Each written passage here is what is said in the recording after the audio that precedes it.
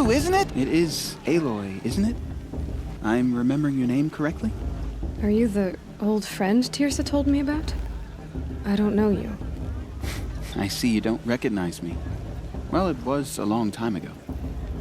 Teb is my name. You were half my size when you saved me from a herd of machines. I remember. You tried to thank me. I never forgot that day. All these years, I hope to see you again, if you came to run in the proving.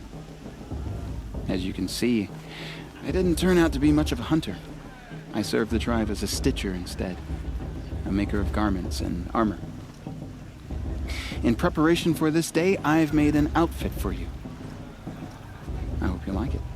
What's it going to cost? Cost? Nothing. Consider it the thanks I tried to give years ago. Long overdue. There. Try it on whenever you feel like it. Thank you, Teb. I've never had anything like this before. Well, it's yours. I think you'll find it affords more protection than what you were wearing. Every outfit offers some advantage. It's always a trade-off. Anyway, I shouldn't keep you any longer. Head for the Matriarch's Lodge if you want to find Tirsa. You'll know it when you see it. A large wooden building with an angry mob waiting outside. Tirsa said something about envoys from another tribe? Yes, that's what the mob's angry about. Karja visiting our sacred land for the first time in years. I'd expect to see some tomatoes fly, maybe rocks. Hopefully not spears. In any case, be ready to duck. Oh, sorry about that.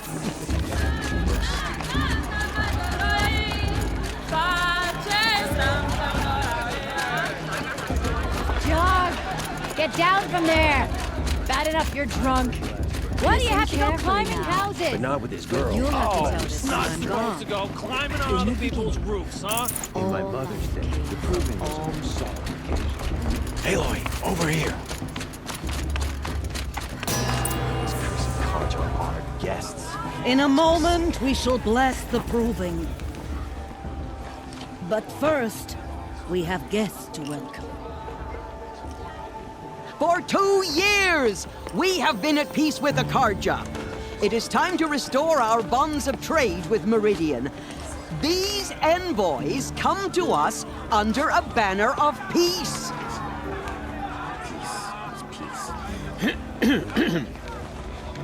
An enunciation of gratitude written Killers by and the hand slavers! of Sun King of Killers and slavers! Hey, Luminance of hold the... your fruit. Nora Faithful, hold your fruit. Now, I'm Azaram, not Karja, so I'll put it to you straight. The 13th Sun King was a murderous bung. Oh, he was. He was a tyrant and a monster.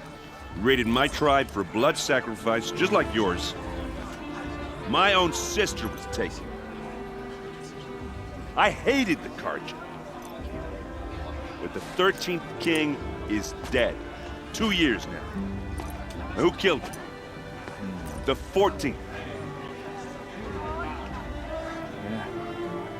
Not because he lusted for power, but because someone had to put an end to his father's atrocities. Yeah! The message that this poor priest means to read is an apology. Straight from the lips of the 14th king. So please, can't you lend him your ears? Thank you. An enunciation of gratitude written by the hand of Sun King Avad, 14th luminance of the Radiant Line. He looks like it's People someone of the has Nora, Not me. on the Oh, eve it was of actually your unknown proving, device detected. know What's that the mean? Karja He's wearing a God is focus, with you. just like mine. The sun's light Ash to be left in frames the the past. stoutest trees. As though Where did he find a you have focus? nurtured, You're the only other person I've ever seen wearing a focus. Where did you get yours? What? A Nora? Wearing one of these? That's impossible. Your tribe fears the old places, forbids them. Who says I'm like other Nora? Why, I guess you're not. If you've gone delving in the ruins of the metal world. What's wrong? Apologies. Malfunction. Oh, Lynn? You making friends with locals, are we? I'll come back. Wait. No. We'll talk later. Have to go. Whoa. Well, I guess he's more hungover than I thought. Hey. You got the same trinket that Olin has on his head. Since when did those become fashionable? His name is Olin? Who is he? And where did he get one of these? He's just a scrounger with friends in high places. He spends half his time digging for artifacts, the other half drinking or dicing. As for the trinket, well, I guess he dug it up somewhere. Just a weird old jewel he sticks on his face. I mean, no offense. It looks great on you. I thought your friend was gonna go down in a hail of fruit, but you really calmed the crowd. Thanks. I wasn't sure I could do it. The Nora is still pissed with the Karja about the Red Raids, and who can blame them? I wanted to ask you something else. If you want. But I'll also be around after that blessing thing, if that'd be a better time to talk. I never heard anything about Red Raids growing up. What were those? Your tribe was at war and you didn't even know? Were you kept hidden away? Did you have overprotective parents or something? I grew up as an outcast, shunned by the tribe. Oh, yeah, I've heard the Nora do that. That seems cruel, if you ask me. But even an outcast knows about the derangement of the machines, right? How they get deadlier every year? Well, the mad Sun King figured if he spilled enough blood to the Sun God, it would calm the machines. Didn't work. But for years, he raided the tribes and took captives for sacrifice. My sister among them. The Nora put up a good fight, but lives were lost. So what happened? How did it all end? The Mad King's own son united Karja rebels with Oseram freebooters. And together we did the impossible, took back Meridian and killed the crazy old king. So now the son sits on the throne and it's a big improvement. Under Avad, there's no more sacrifices, no more slavery. People from all tribes are welcome in Meridian now, even Nora exiles. You really should come visit. Who are the Oseram? Oh, that's my tribe, far to the northwest. We're good at three things: arguing, working steel, and brewing. And freebooters. What are those? I guess you could say we were mercenaries, warriors for pay. Except a lot more loyal than that makes us sound. Avad couldn't have taken down his father without our metal and muscle. And now some of us serve proudly as his personal vanguard. Your sister was taken captive and sacrificed.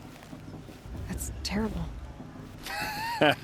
Captive, yes. Sacrificed, no. It takes more than a few Karja to finish Ursa. She got away, and now she's my captain. Captain of the entire vanguard. Favored by the Sun King himself. How did she survive? Well, that's a story, all right, but it takes a while to tell. Maybe another time over a drink or three? Or just come to Meridian and meet her yourself. I think you'd like each other. You're both rather, direct. You said the machines have been getting more dangerous every year.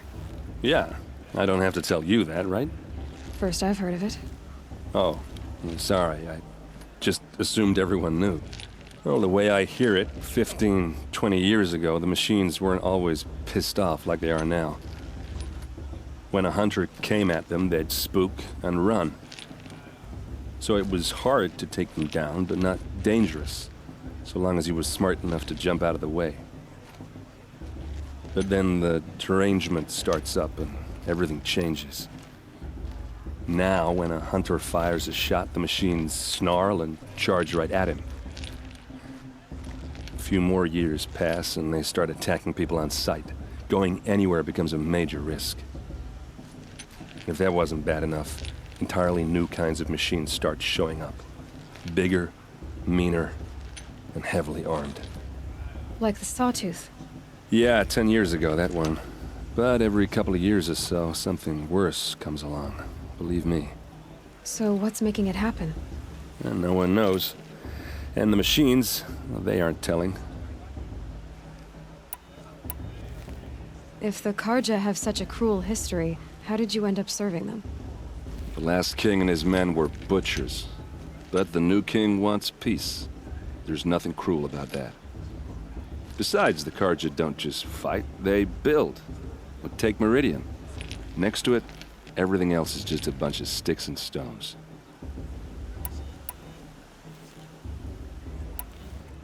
Just how big is Meridian? What's it like? Where do I even start? My tribesmen are masters of the forge, the best tinkers in the world. But when it comes to building, the Karja have us beat. The city soars over a canyon with more bridges than the Nora have roads and buildings tall as mountains. And across the valley stands the spire, like a blade thrust into the sky reflecting the sun. You really owe it yourself to see it. So consider that a challenge. Or an invitation. I want to ask you about something you said before. Ask away.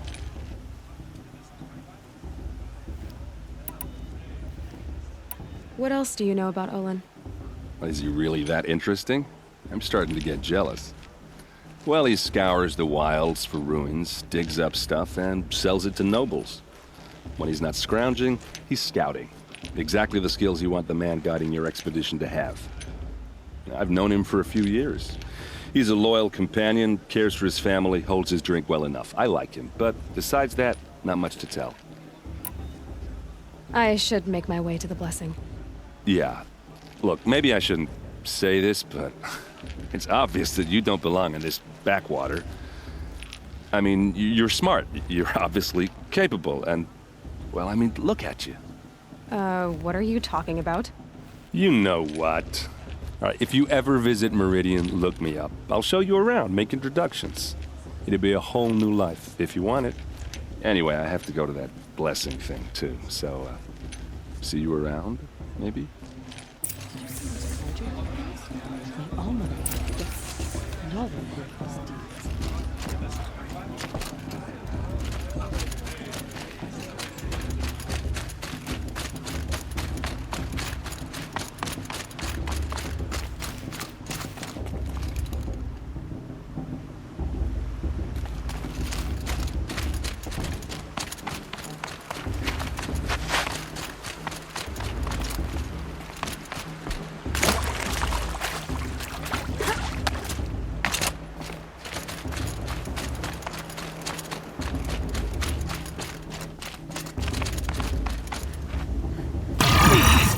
Start the blessing when all aspirants are in place.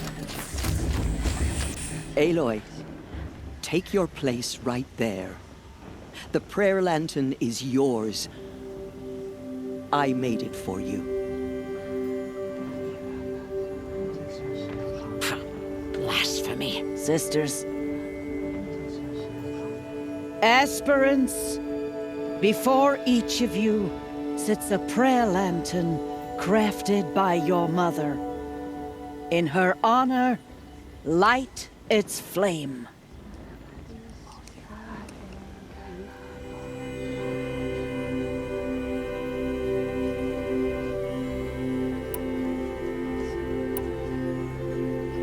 In honor of my mother, whose name I would know if she hadn't abandoned me at birth. Oh, Mother, hear our prayer. What is the child but a mother's hope that takes flight? A glowing flame that climbs the air, set free to the wind, sailing the sky till it fades and falls. So, from one to another, passes the chain of love.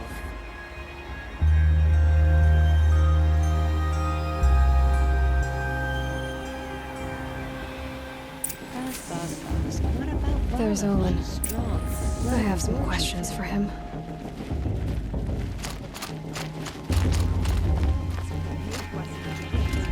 Not with his girl, but her sister. Imagine.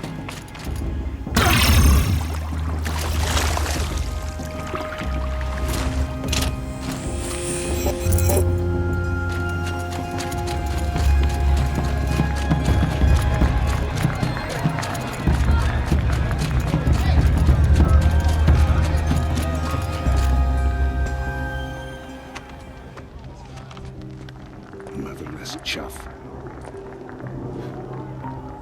What did you say? Find your bed, outcast, and dream of winning the proving. That's the closest you're gonna get.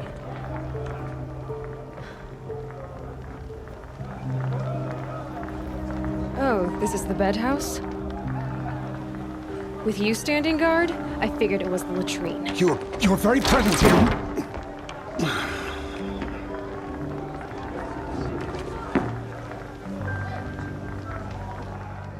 Well, well. Look who's come in from the wild. The motherless outcast. I see you've still got a scar from where that rock I threw hit you. Now that's a cherished memory. You can be a real lard sometimes, boss. Cut it out.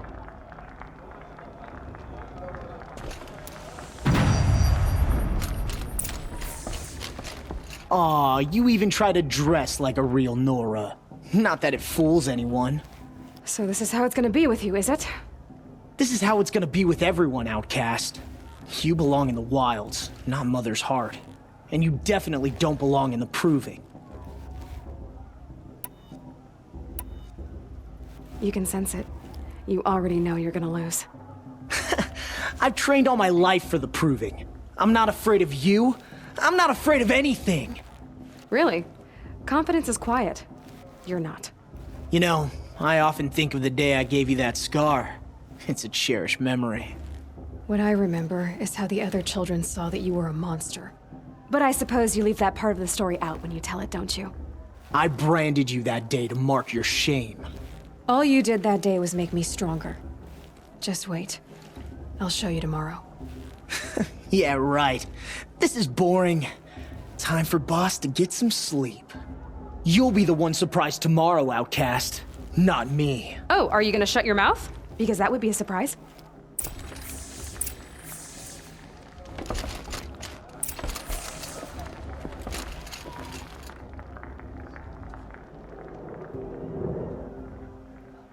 So, your first day in Mother's heart. What do you think?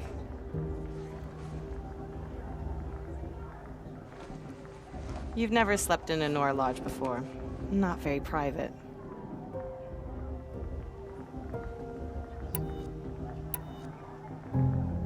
Comforts and distractions. That's what I think. Not all comforts are bad. Comforts are weakness. You sound just like my mother. You can always go back to living in the wilds if you have to. In the meantime, get some rest.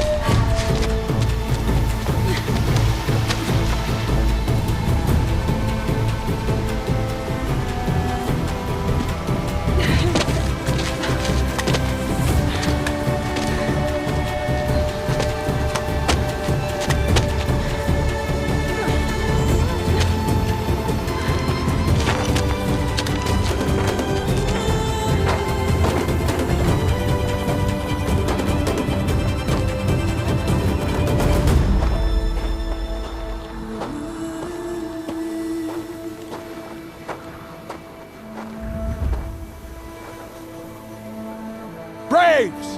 Ready yourselves! What will it take to get you out of here?